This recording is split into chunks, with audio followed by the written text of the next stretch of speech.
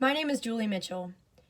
In honor of International Women's Day, a holiday which I so deeply cherish, I would like to explain to you why I have never been a feminist, why feminism is evil, and why I will never be a feminist. First of all, I'd like to explain what feminism is in its most radical form and in its form that's being shown today in Occidental countries such as Spain in Europe, Britain in Europe, as well as in the United States. So feminism, at least from the 1960s, from the emergence of the New Left, has had evil roots. Its goal is to break down male institutions, to break down patriarchy. Inherently, it says that females should break down men in order to be more equal. Now, logically, this makes absolutely no sense because in order to get to equality, of course, a lot of people disagree with this, but the correct way to deal with inequality is to start from the group which is the oppressed or the group that is not succeeding to the standard of the other and work from there. You don't break down the other group in order to make your group rise. But feminism does not follow this lead. Feminism attacks men. Feminism, what I like to do is kind of do a simulation with my fists. These are feminists and these are men. And what they say and what they scream out is, I'm oppressed, I'm not getting paid as much as men, it's not fair that I have to be a mom and work and I don't get paid for that. That's a whole issue in and of itself. But they scream these things out, and then they attack men at every chance that they get, beating them down so that they're afraid to say anything, so that they're afraid to speak out. And I'll explain this principle in just a moment, because this principle is the idea that someone who's not a member of a group cannot speak against it and cannot speak about it, which is highly destructive in a society in which free ideas need to foster. So again, most people, when presented with this idea of feminism, would not consider themselves to be a feminist. However, when we get to the issues that feminists are facing, again, not real issues, which are wage inequality, women's rights such as abortion, and sexual assault, we see that when feminists fight these issues, the only thing that they're doing is tearing down men. And I can give an example of all three of those. Wage inequality. First of all, in many cases, women make the equivalent amount of money as men and or more.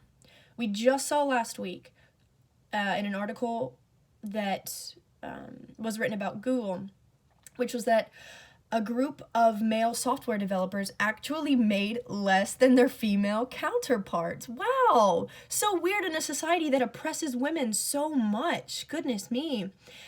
Another thing is something that Charlie Kirk talks about, which I've looked into as well, is that in most of the major cities in America, women graduates from college, by the way, women go to college more than men. Women make up 57%, I believe, in 2019 of college students. Another statistic for you. But women make more money than men after they graduate college in the same exact field.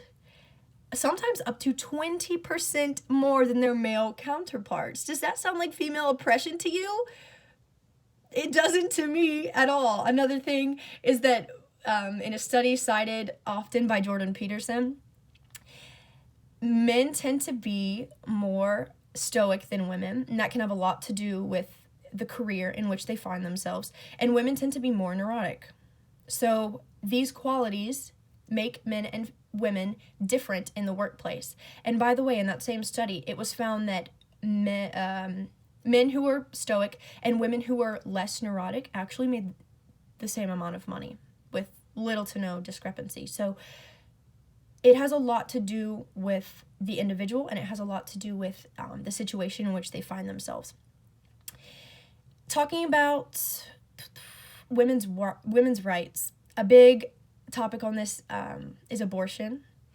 And women feel the need to murder their children in order to further their career. That's probably the most disgusting thing in the entire world. Truly, if you think that you need to murder your child so that you can get a promotion or make more money, you have lost all sight of what is good in life. And again, in the United States, abortion is seen as women's rights. And so if a woman wants to abort her child after she has it in New York, she can do so. If it affects her health or her mental health, better said, because mental health actually means anything. All you can do is just say, oh, my mental health is affected, let me murder my baby and rip its head off. That's totally fine. That's logical. Just because a person is inconvenient, just because a life is inconvenient, however disgusting that may sound, some people feel that way. We should never get to the point in society in which women are killing their children to further their career and to have more free time. That's not a right. But again, that's a whole other argument. And then lastly, the sexual assault. I don't even know where to begin with this. Men, at least of my generation, are completely anxious all the time. Suicide rates are so high for millennials and for Gen Z. They aren't as, I don't want to say as masculine, but they don't show those traits as much because they are afraid of being ridiculed and screamed at by feminists. This is very evident on college campuses. A lot of times you'll see girls and young women speaking a lot more than men in class. At least I see this a lot in my classes, and it makes me quite sad. Men have a lot to say, and they have a lot to add to the world, and so we should never break them down, regardless of what feminists think of their own beliefs.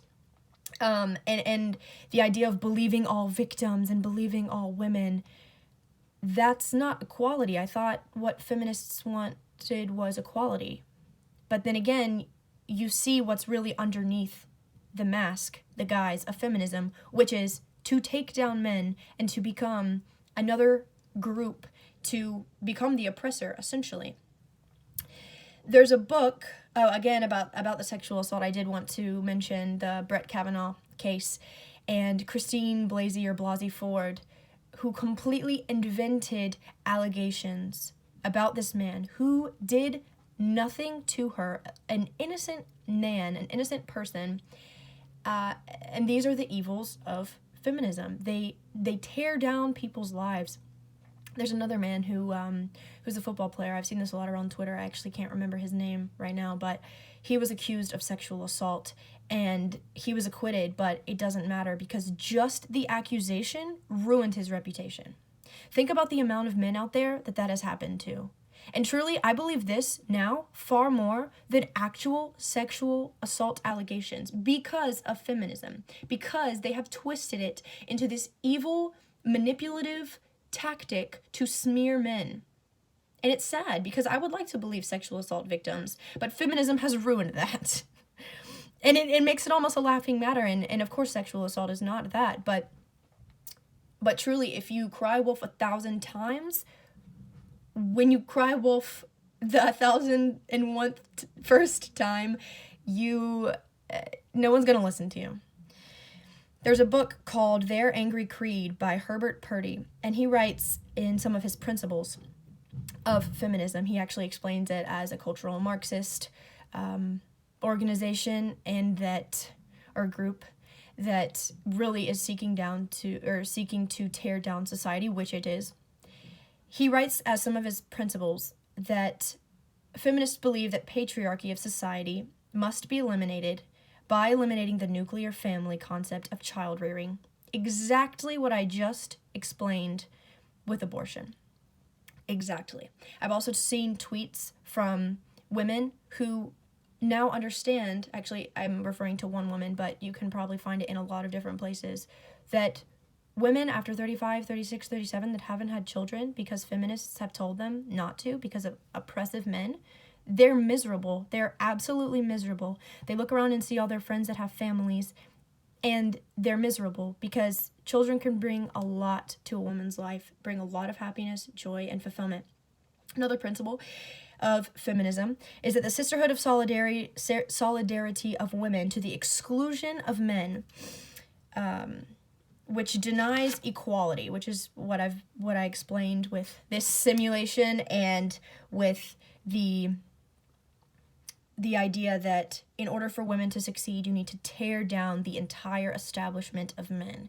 This is thinking in a group and plotting one group against the other in order to have a succession of the oppressed, which is never, ever, ever going to work. And in fact, there's a quote that says, once the oppressed fights for so long against the oppressee, they actually become the oppressed. I'm paraphrasing, but it's true. And lastly, the principle of special knowledge that only women possess, only women can possess eliminating men from truly understanding their issues. This is the biggest key to group movements that seek to oppress and to destroy society, and the biggest key to our racial issues and our gender issues, which is that one cannot speak about another group, about the disparities of a group, if they are not a member of that group. This is so absolutely destructive because it means a few things. It means that we no longer have objectivity, so we cannot see what one group is or what an individual is. We have to look at it through our group lens. It's just perfect. The left's ideology just merges so perfectly together with intersectionality, with cultural Marxism. It's just this radical, evil spinning of horrid ideas. So it means that I can't speak about Black people because I'm white, so I can say absolutely nothing about the topic.